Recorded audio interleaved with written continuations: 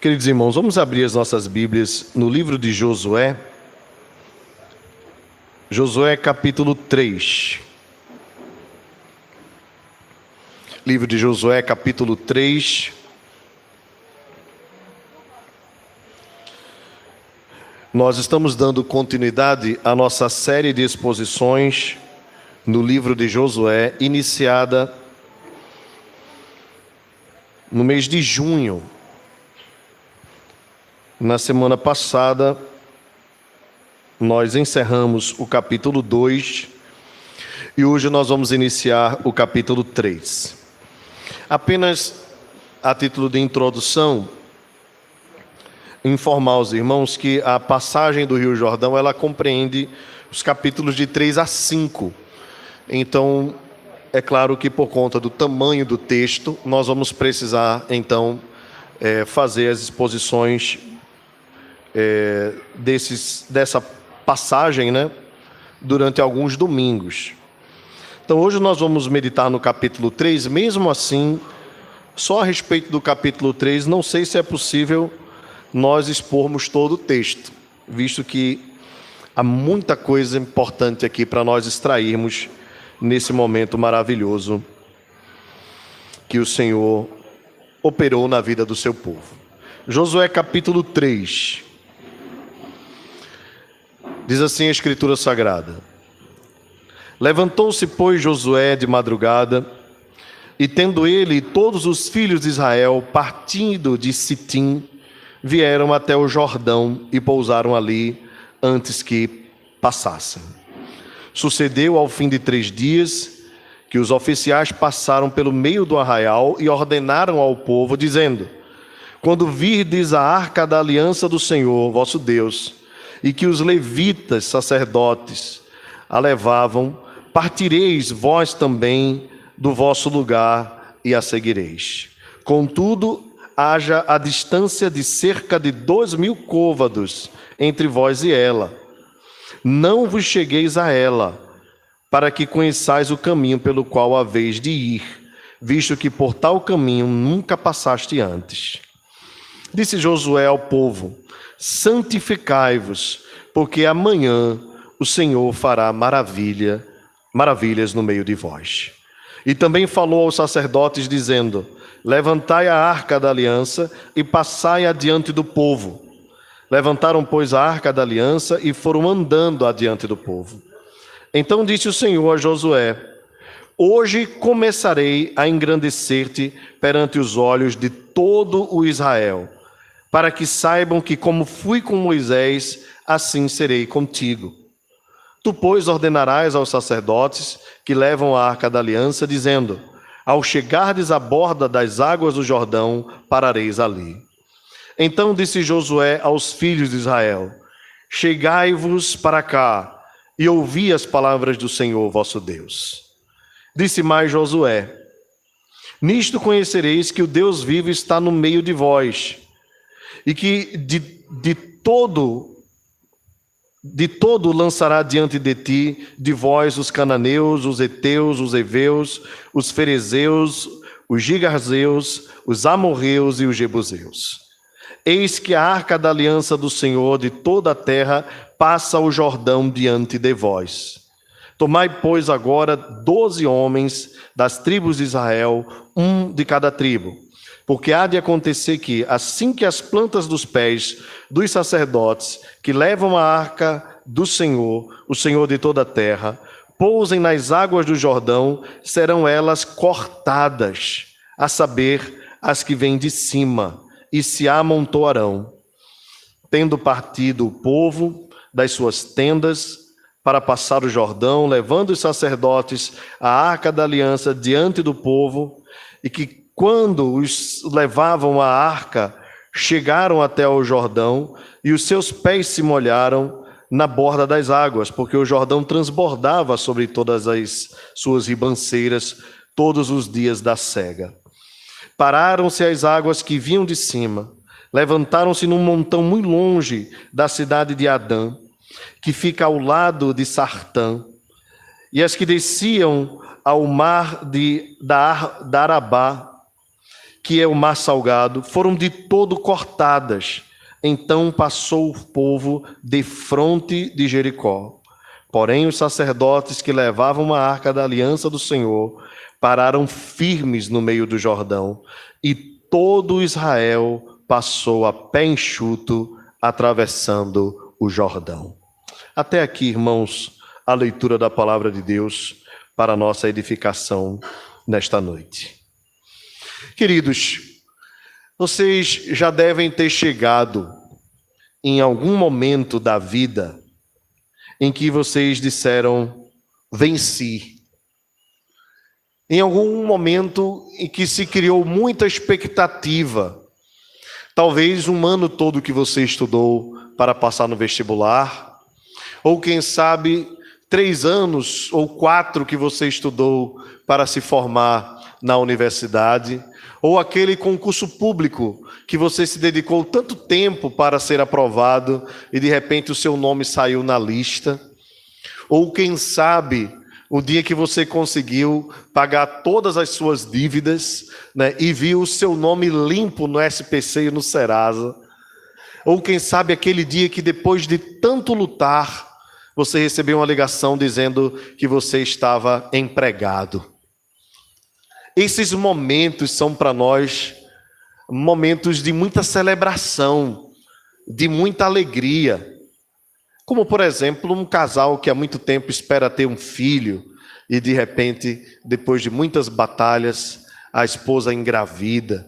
Ou um casal que espera a adoção de uma criança e, de repente, é aprovado na lista e recebe a tão esperada bênção, a criança em seus braços. Bem, são tantas expectativas que eu poderia exemplificar aqui, e claro que guardadas as devidas proporções, nós podemos fazer a comparação com este momento aqui. Era o momento mais importante de Israel como nação em toda a sua história. Isto porque Israel começou ali com Abraão, Deus chamando Abraão de Ur dos Caldeus, depois vem o seu filho Isaque, depois vem Jacó e os seus filhos, e logo depois nós vemos Jacó levando para acompanhar José todos os seus descendentes para a terra de Gósen, no Egito, onde eles passaram 400 anos e foram muito humilhados por um faraó que não conhecia José. Até quando Deus levantou Moisés para libertar o povo da terra do Egito e levá-los até a terra de Canaã, a terra prometida. E durante 40 anos Moisés conduzia o povo no deserto. E a grande expectativa do povo era de fato chegar à terra que Deus prometeu a Abraão, pois Deus tinha prometido a Abraão uma terra. Tirou de Ur dos Caldeus, dizendo, sai da tua terra, da tua parentela, para uma terra que eu te mostrarei. Abraão creu mesmo sem ter visto a promessa. Mas ele creu e foi.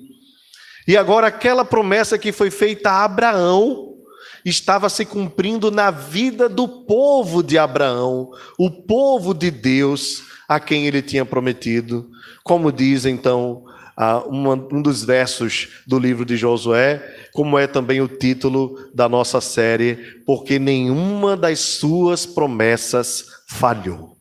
As promessas de Deus não falham, não podem falhar. Todas elas se cumpriram, e ainda há promessas de Deus que irão se cumprir na vida da igreja do Senhor. O que nós estamos vendo aqui é o momento do êxtase. Talvez aqui, se nós pudéssemos comparar a um campeonato, né? Nós estamos aí em ano de Copa do Mundo e está todo mundo na expectativa do Brasil ser hexacampeão, né?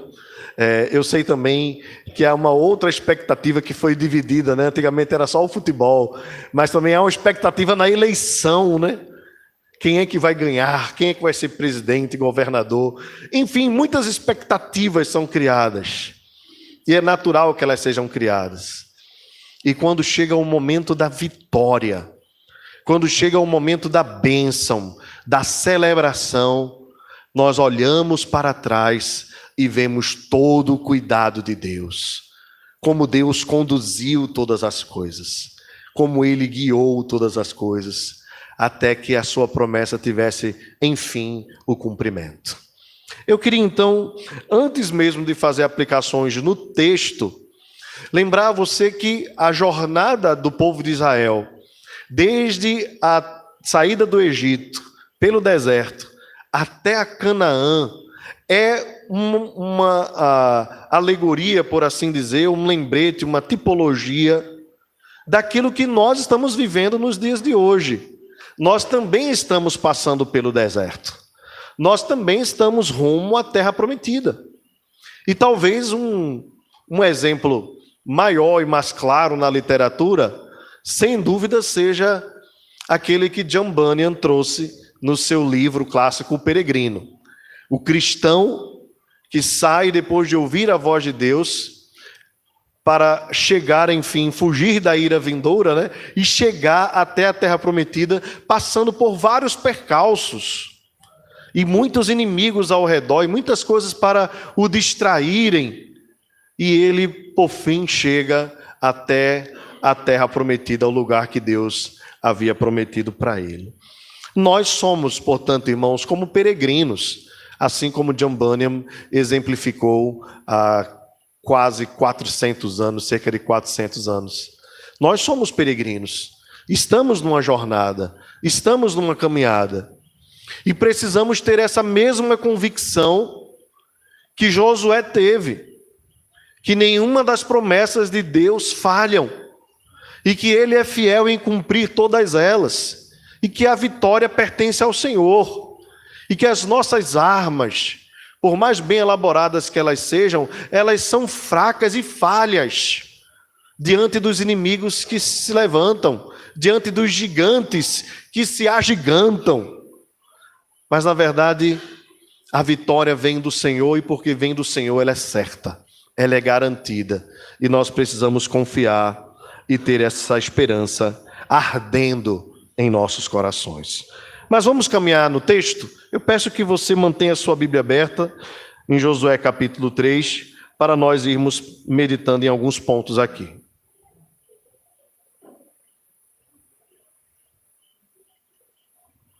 O texto diz que Josué se levantou de madrugada, partindo com os filhos de Israel de Sitim até a beira do Jordão. Aqui é importante lembrar aos irmãos que o povo de Israel, grande parte do povo, ainda estava do outro lado do rio Jordão, na região de Sitim, que ficava na lateral. Passando o Jordão, a primeira cidade era Jericó. Nós vamos ver um pouquinho mais sobre Jericó na frente, mas nós já vimos um pouco sobre Jericó no capítulo passado, quando os espias foram enviados para lá para visitar a terra e foram até o local onde se encontrava Raabe. E ali, portanto, identificaram quais os povos que habitavam ali naquela terra e quais as condições para se entrar naquele local. Então, depois dos dois espias terem observado a terra e voltaram trazendo notícias a respeito da terra, era, portanto, a hora de entrar na terra. E observe que o povo, junto com Josué, começa logo a empreitada de madrugada.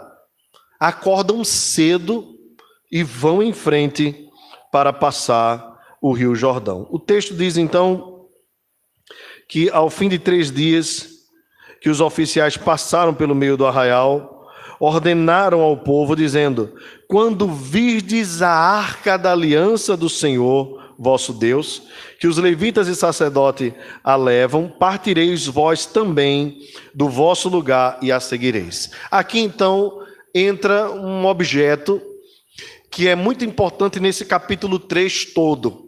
E nós vamos dedicar parte da nossa mensagem a compreender um pouco a respeito desse objeto e qual a importância dele para este momento da vida de Israel e qual o simbolismo que ele traz e a aplicação para as nossas vidas. Eu estou me referindo à Arca da Aliança. Se os irmãos lembram bem, esta arca não foi uma invenção de Israel.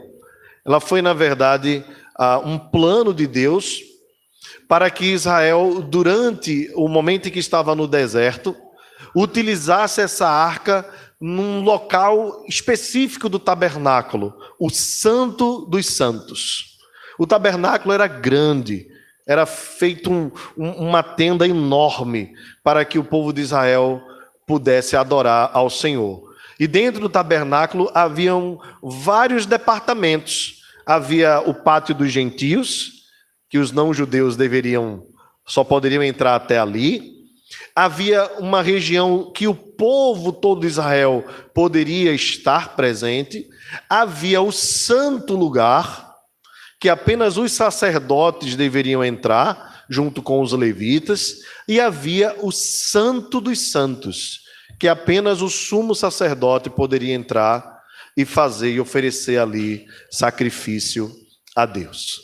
É nesse local específico, o Santo dos Santos, que estava a Arca da Aliança, junto ao altar de incenso.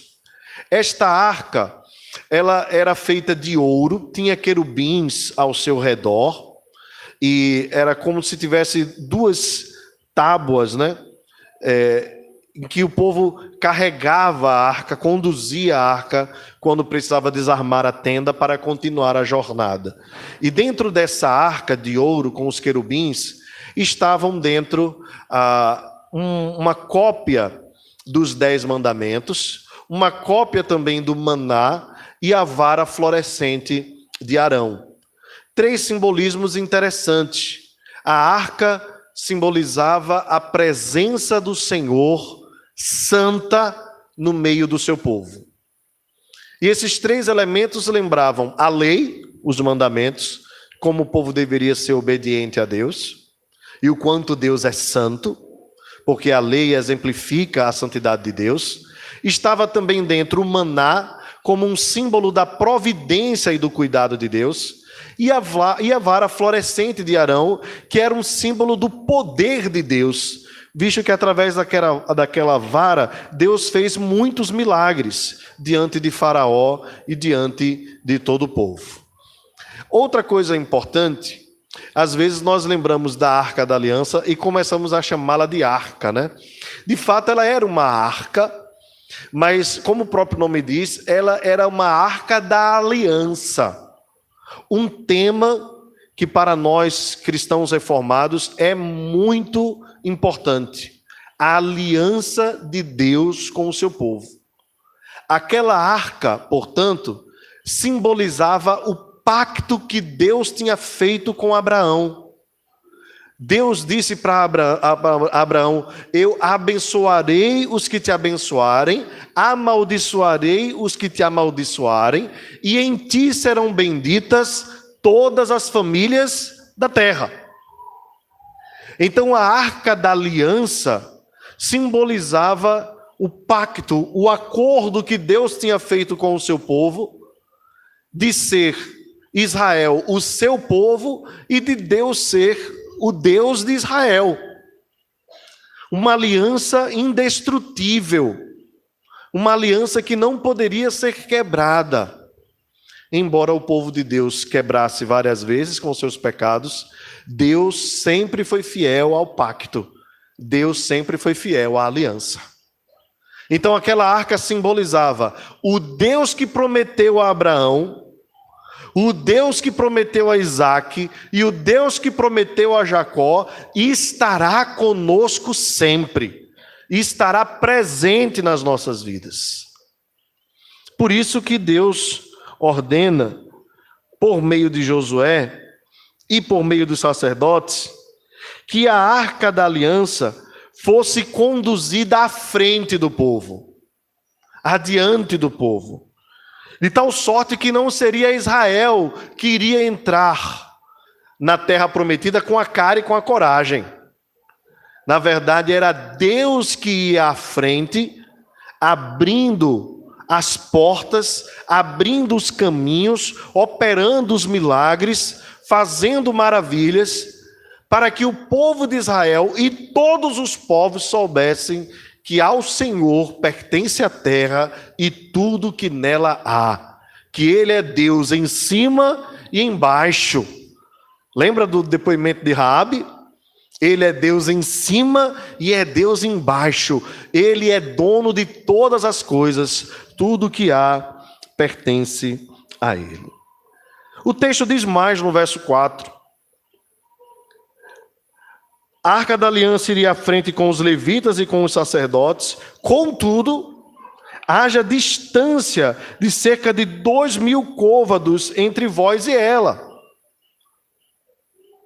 Observe, a arca vai, mas vocês não se aproximem dela. Deixem só os sacerdotes levarem a arca. Aqui, irmãos, é importante essa observação, porque a arca, como um símbolo da presença de Deus e da santidade de Deus, não podia ser tocada nem manuseada por qualquer pessoa. Apenas os sacerdotes poderiam levá-la. E mais, apenas os sacerdotes que eram levitas, descendentes de Arão, poderiam levá-la.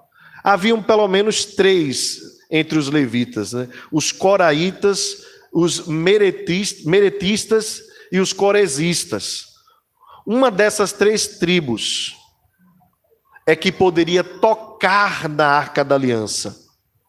Qualquer outro, mesmo sendo do povo de Israel, que tocasse a arca, sem a autorização do Senhor, poderia ser fulminado pela glória de Deus. Tamanha era a santidade de Deus administrada naquele objeto que ele assim operou. Há um caso na Bíblia, irmãos, lá no livro das Crônicas, que é emblemático. O texto diz que o povo estava voltando com a Arca da Aliança da casa do rei Dagon, né, dos filisteus. Depois de a arca já ter vencido na casa do rei Dagon. Agora a arca está voltando. E colocaram a Arca da Aliança do Senhor para ser carregada num carro de boi. E por alguma falha, a carruagem, né, a carroça, bate numa pedra e a Arca da Aliança vai cair no chão. A Bíblia conta que um judeu zeloso, chamado Uzá, tenta livrar a arca de cair do chão. E quando ele pega na arca, ele simplesmente some. Ele foi fulminado pela glória de Deus. Isso nos impressiona, porque a ordem era: não pode tocar na arca, a não ser tal tribo e tal povo da tribo de Levi. Uzá estava bem intencionado. Ele queria que a arca não caísse. Mas a ordem de Deus é maior do que as nossas melhores intenções. E ele foi fulminado pela glória de Deus. Nos impressiona isso. Portanto, a ordem aqui é muito clara. Vocês vão, mas não se aproximem da arca, para evitar que alguém tocando nela viesse a ser fulminado pela glória de Deus. Irmãos, o que é que isso traz para nós de aplicação, que eu creio que é importante? Em primeiro lugar, é que Deus está presente com o seu povo e que Deus quer permanecer presente no meio do seu povo. Mas ele permanece presente no meio do seu povo sem negociar a sua santidade. E talvez esse seja um dos pontos mais importantes para nós entendermos a respeito da doutrina da santificação na nossa jornada até a terra prometida. É que ele operou em nossas vidas a justificação pela fé, ou seja, quando nós cremos, nós fomos justificados por meio da graça de Deus, e que ele continua operando nas nossas vidas nesse processo que nós chamamos de santificação. Que à medida que nós caminhamos com Deus, nós vamos nos tornando mais parecidos com Jesus. Mas Deus, mesmo sendo amoroso e mesmo sendo misericordioso, ele não abre mão da sua santidade. A Bíblia diz que sem santificação ninguém verá a Deus.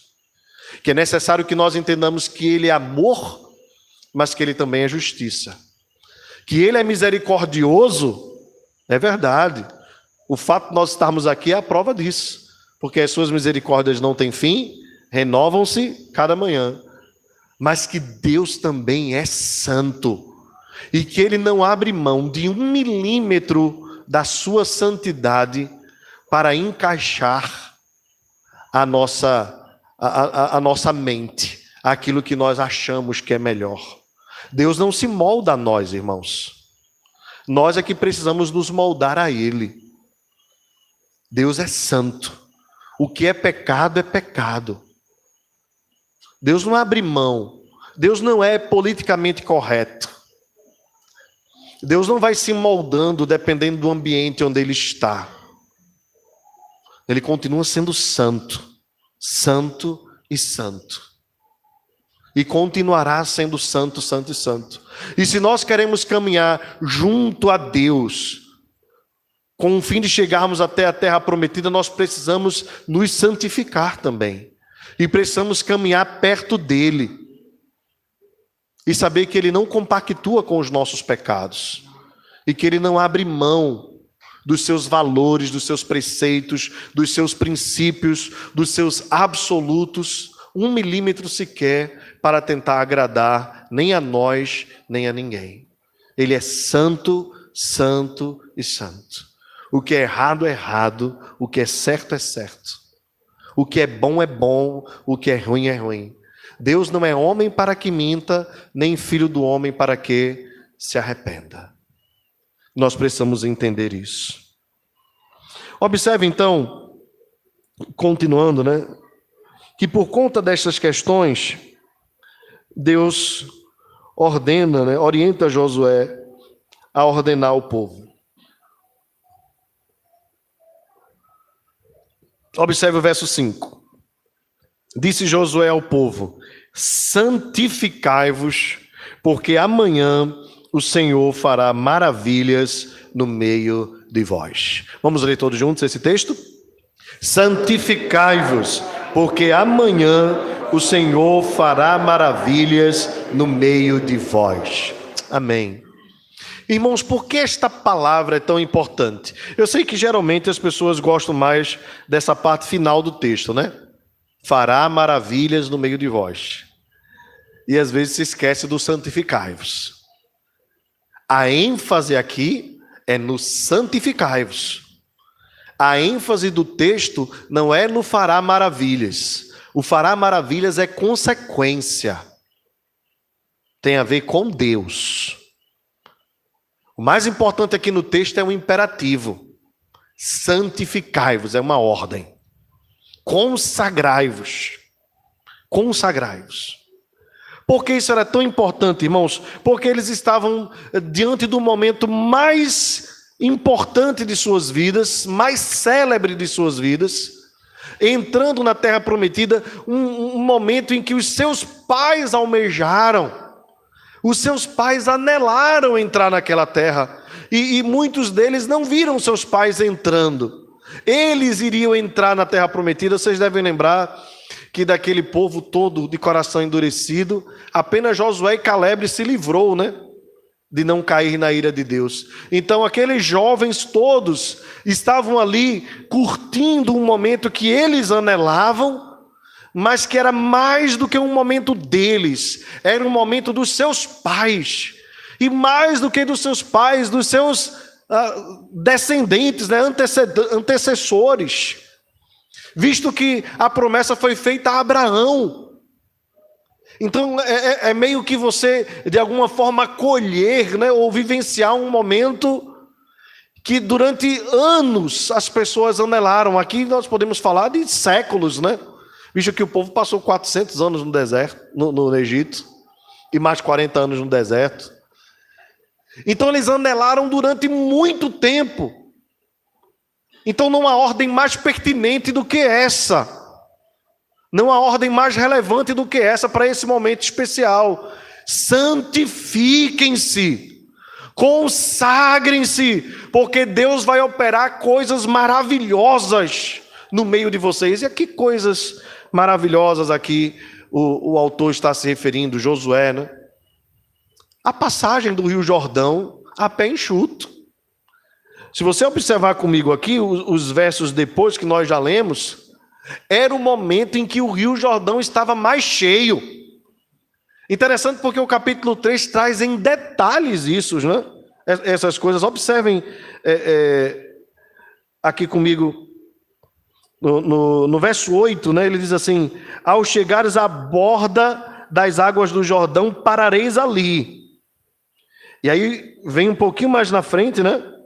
Falar mais uma vez das águas no verso 13. O Senhor de toda a terra, pousem nas águas do Jordão, serão elas cortadas. Então, olha, dando a expectativa, né? Do que vai acontecer. E aqui no verso 15, o texto diz assim: e quando os que levavam a arca chegaram até o Jordão, e os seus pés se molharam na borda das águas, e aí vem o detalhe histórico, porque o Jordão transbordava sobre todas as suas ribanceiras. E aqui que a alta crítica cai, né? Que alguns vão dizer assim: eles passaram pelo Rio Jordão porque era o momento em que a maré estava baixa. O detalhe histórico aqui diz o contrário. Diz que as águas estavam inundando tudo, transbordando tudo, todas as ribanceiras, todos os dias da cega. Pararam-se as águas que vinham de cima, levantaram-se num montão, muito longe da cidade de Adã, que fica ao outro lado de Sartã, e as que desciam do mar de Arabá, que é o mar salgado, foram de todas cortadas. Então o povo passou de fronte de Jericó. Porém, os sacerdotes que levavam a arca da aliança do Senhor pararam firmes no meio do Jordão. Observe, os homens pararam no meio do rio. Mais uma vez, Deus operando uma maravilha. As águas formaram como paredões. Em um lugar em que os homens seriam afogados, semelhante ao que aconteceu no Mar Vermelho, os sacerdotes pararam no meio e Israel passou a pé enxuto, atravessando o Jordão. Louvado seja o nome do Senhor. Por isso, irmãos, tão importante esta mensagem de Josué no início do verso 5. Santificai-vos, porque amanhã o Senhor fará maravilhas no meio de vós. Meus irmãos, aquela terra era uma terra que Deus havia prometido, havia muitos gigantes, haviam muitos povos ali. A lista dos povos está aqui no verso 10. Os cananeus, os heteus, os heveus, os ferezeus, os girgazeus, os amorreus e os jebuseus. Estes povos estavam ali morando há séculos, mas Deus havia dito a Israel: eu darei uma terra a vocês, porque a mim pertence. E nesse momento tão crucial, nesse momento tão importante, tão emblemático, a ordem de Deus para o povo é: santificai-vos, porque eu farei maravilhas no meio de vocês. Meus irmãos, quais as aplicações nós tiramos aqui que podemos guardar no nosso coração para a nossa semana e para a nossa jornada até o dia final? Em primeiro lugar, eu quero lembrar aos irmãos mais uma vez que tudo o que existe pertence ao Senhor e que os homens são administradores temporários de bênçãos que vêm de Deus, ainda que os homens se achem donos de alguma coisa. Nós mesmos não somos donos de nada. Nem aquilo que está no nosso nome é nosso. Tudo pertence a Deus. Nós viemos do ventre da nossa mãe, saímos do ventre da nossa mãe, voltaremos. Tudo pertence a Deus. O homem não traz nada e não leva nada. E todas as coisas pertencem ao Senhor. A Bíblia diz assim: Senhor, tu tens sido o nosso refúgio de geração em geração, né? Antes que a terra se formasse, tu és Deus. Então tudo pertence a Ele. E embora aqui o texto possa até nos assustar, né? Israel chegando num local, já tinha gente lá habitando, eles vão ter que matar todos aqueles povos. Não se assuste. até a vida daqueles que seriam mortos também pertence a Deus. Deus é o dono de todas as coisas. Ele não é só o dono da terra, ele é o dono das nossas vidas. É ele quem dá vida, é ele quem tira. Lembra que foi Jó que fez essa oração? O Senhor Deus deu, o Senhor Deus tomou, bendito seja o nome do Senhor. Ele é o Deus de tudo. A nossa vida foi escrita, os dias foram escritos e determinados por Ele. É Ele quem dá o fôlego de vida e é Ele quem tira. É Ele quem dá de comer aos leãozinhos, né? Se o Senhor não der, eles não comem, porque todos esperam no Senhor. Então tudo pertence a Deus. E quando Deus diz assim, é meu e eu estou dando ao meu povo, é porque Deus está sendo gracioso com o seu povo. Não é que o povo merece, é porque Deus é cheio de graça, é cheio de misericórdia, e o seu favor inunda as nossas vidas. Agora, cabe a nós sabermos administrar bem aquilo que Deus nos dá. Não é verdade? Nós precisamos ter esse cuidado. E tudo que está nas nossas mãos, sejam bens materiais, ou aqueles que Deus colocou sobre os nossos cuidados, pertencem a Deus e nós administramos. Somos mordomos de Deus, cuidando daquilo que Ele nos dá. A sua casa foi através do seu esforço, glória a Deus, mas foi Deus que lhe deu força. Pertence a Deus. Administre com todo zelo, pois pertence a Deus. Mas não faça dela o seu coração, pois um dia você não mais habitará nela. Você habitará numa casa que Deus prometeu para nós. Na casa de meu Pai, disse o Senhor Jesus, há muitas moradas. O seu filho foi Deus quem lhe deu, mas é uma bênção temporária, pois eles pertencem, na verdade, ao Senhor. Consagre seus filhos ao Senhor. Consagre tudo que você tem ao Senhor, pois tudo pertence ao Senhor. E pergunte sempre ao Senhor: Senhor, eu tenho sido um bom mordomo? Eu tenho sido um bom administrador daquilo que tu tem me dado? Examine o seu coração, se você está administrando bem o seu casamento, seus filhos, os seus bens, o seu tempo, os seus recursos, o seu corpo, sua alma. Uma outra aplicação importante, irmãos, é a necessidade, guarde isso aí no seu coração, da presença de Deus conosco na jornada. Vejam, eles mandam os espias. Os espias vão lá, olham a terra. Eles poderiam então voltar-se e armarem uma estratégia, né? Bem, a estratégia do povo é mandar a Arca da Aliança na frente. Você nunca vai ver na história dos povos antigos uma estratégia de guerra como essa. É bem provável que os homens, quando viram essa estratégia, disseram assim: o povo deve ser meio maluco. Porque eles vinham com espadas, com lanças, com arcos, com flechas.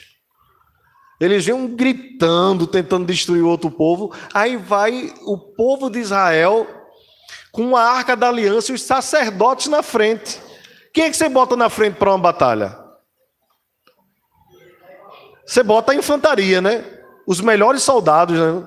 Os mais bem preparados, os dispostos a morrer. Aí você pega e manda o sacerdote, quer dizer, manda logo o pastor, né? O gordinho, mas é só brincando, né? Os sacerdotes que... Vejam, o povo todo... Pensa aqui comigo, tá? Eu não estou fazendo uma defesa dos gordinhos, não. Mas o povo todo trabalhava com a terra. Então o povo tinha hábito de pegar a enxada, de pegar a pá, de plantar. Né? E você já viu como é o agricultor, né? Dificilmente você vai encontrar um agricultor gordinho, né? Que ele trabalha muito com as mãos, né? Mas o sacerdote, né, que ficava ali lendo a escritura para o povo, é provável que os sacerdotes fossem mais cheinhos, né? Aí você pega para a guerra e manda logo os gordinhos na frente, é brincadeira, né? Então essa é uma estratégia meio esquisita, né? Isso aqui, irmãos, não é uma mensagem pedindo que na guerra vocês não me mandem primeiro, não, tá certo? É só um detalhe que o texto nos traz, né?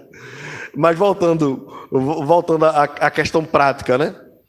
O povo faz o contrário, e a gente já sabe, né? Quando o povo chega em Jericó, ao invés deles entrarem com arco e com lança, eles chegam cantando e louvando a Deus. Então, o que é que isso traz para nós como aplicação, irmãos? É que o mais importante nas batalhas, no momento em que nós estamos prestes a atravessar o Jordão, não são as estratégias que nós montamos. O mais importante de tudo é nós termos a presença do Senhor conosco. Se Deus estiver conosco, o resto tudo é menos importante. Se Deus estiver presente, não importa o tamanho do Jordão, não importa se as águas parecem querer nos submergir, nos afogar. O que importa é que Deus está conosco. E se o Senhor está conosco, nós somos mais do que vencedores. Nós vamos chegar à terra prometida. Se Deus está conosco, nós vamos avançar. Nós vamos passar o Jordão.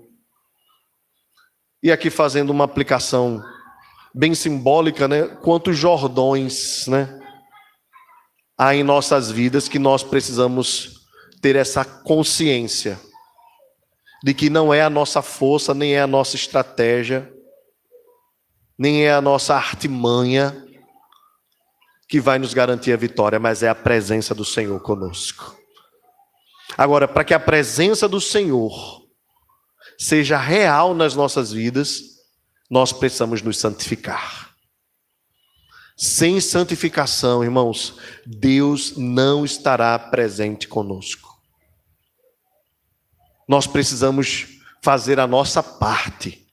Isso é o que nos cabe. Ainda temos o auxílio do Espírito Santo, que nos assiste nas nossas fraquezas, que nos auxilia nesse processo de santificação, porque sozinhos nós nem conseguiríamos nos santificar.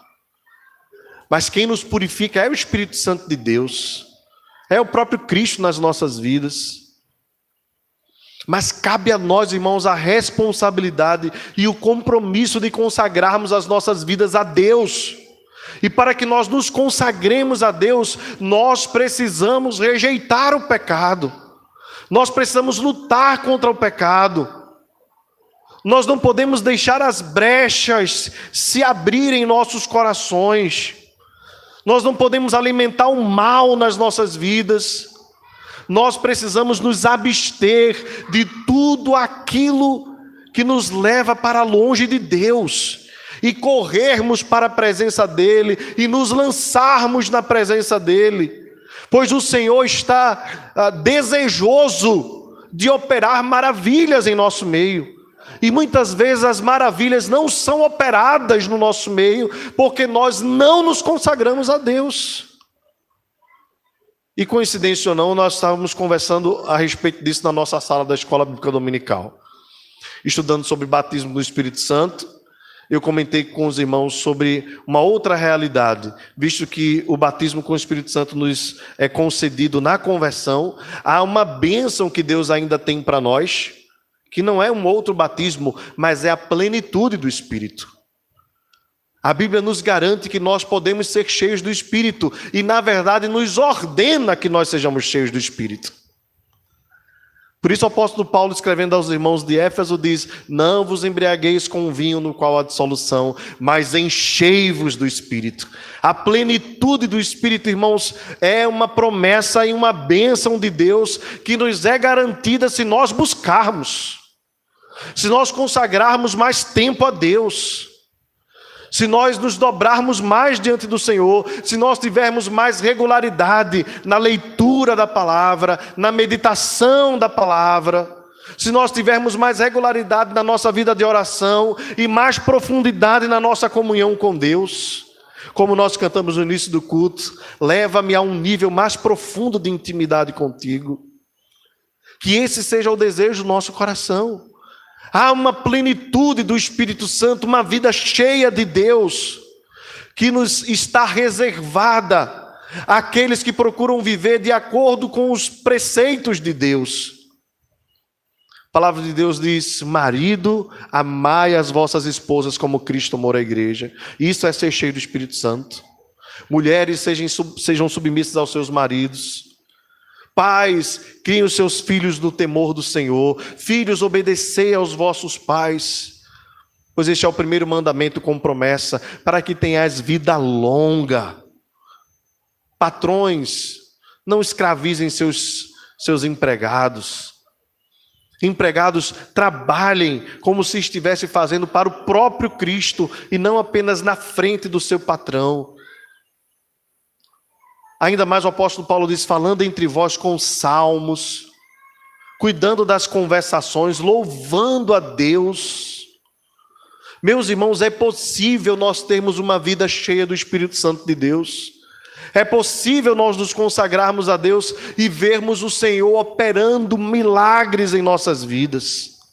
É possível nos dias de hoje nós recebemos essa bênção, mas é necessário que nós tenhamos uma decisão no nosso coração de buscarmos isso todos os dias das nossas vidas, de disciplinarmos o nosso tempo, de remirmos o nosso tempo. Há muitas propostas que nos assediam constantemente, que querem tirar a nossa atenção. São muitas opções de séries de TV, são muitas opções de filmes, de livros, de jogos, de programas de televisão, de conversas que de repente não tem tanto sentido, razão de ser. Há muita coisa que quer sufocar o nosso tempo com Deus, mas nós precisamos propor e decidir no nosso coração: nós, como Daniel, não vamos nos contaminar com o que nos está sendo disposto. Nós não vamos nos contaminar com o que está sendo nos oferecido, mas nós vamos nos consagrar a Deus. E a Bíblia diz que Daniel, 3 vezes ao dia, se voltava para Jerusalém, como quem lembrava da promessa de Deus e buscava ao Senhor, não se contaminando com o que estava sendo proposto a ele. As redes sociais, irmãos, têm nos feito perder muito tempo. WhatsApp, Instagram, Facebook, Twitter. A gente quer ver um vídeo, aí aparece não sei quantos outros para nos seduzir. Você já viu, até para ver um filme, a gente bota lá no Netflix, você fica procurando, passa meia hora procurando, não acha nenhum, já perdeu meia hora. Aí quando a gente vai ler a Bíblia, 5 minutos a gente cansa. Aí quando a gente vai orar, depois de 5 minutos a nossa mente está voando pelas asas do vento. Com um amigo, a gente conversa 1 hora. Com o Senhor, 5 minutos já nos deixa enfadados. É por isso, irmãos, que Deus retém muitas vezes as suas maravilhas sobre as nossas vidas.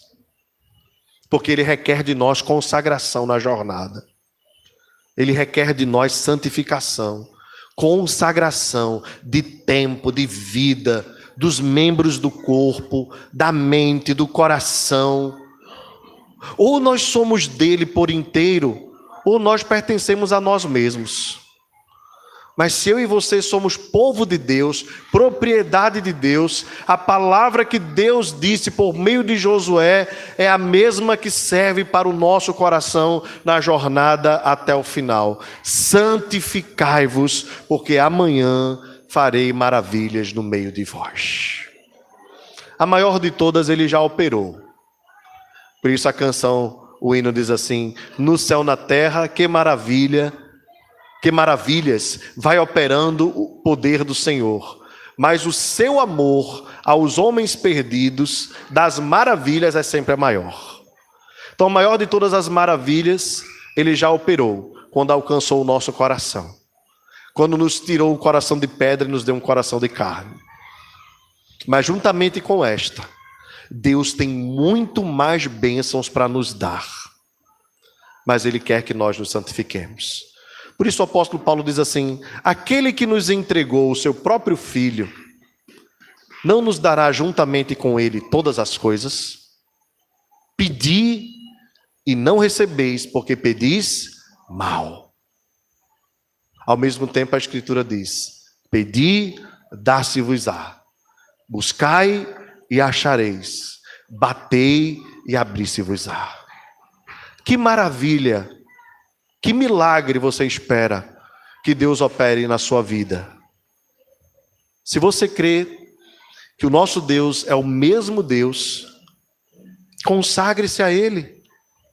Busque, porque Ele é galardoador daqueles que o buscam. E você pode perguntar, por que muitas vezes as bênçãos de Deus não vêm sobre mim? E eu pergunto, como tem sido sua vida de consagração a Deus? Porque até quando nós nos consagramos, nós descobrimos que às vezes a vontade nossa não é a melhor, e que a melhor é a vontade de Deus. Consagre-se a Deus, entregue-se a Ele, deixe Ele ir adiante de você, e certamente você chegará à terra prometida. Que Deus nos abençoe. Vamos ficar de pé, irmãos. Baixe a sua fronte, feche seus olhos. Senhor nosso Deus, nós queremos, Pai, iniciar essa oração te pedindo perdão, porque muitas vezes nós consagramos as nossas vidas ao nosso próprio coração, aos nossos desejos, e esquecemos de consagrá-las a Ti. Te pedimos, Deus amado, ajuda-nos na jornada, vai adiante de nós. Ó Deus, também ajuda-nos na nossa santificação.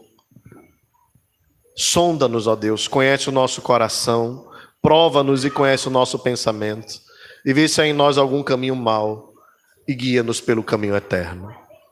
Ó Deus, ajuda-nos em todas as coisas, faz maravilhas em nosso meio, continua a operar os Teus milagres, e nós glorificaremos para sempre o Teu nome.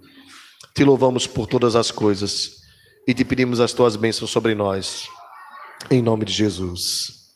Amém. Podem sentar, queridos.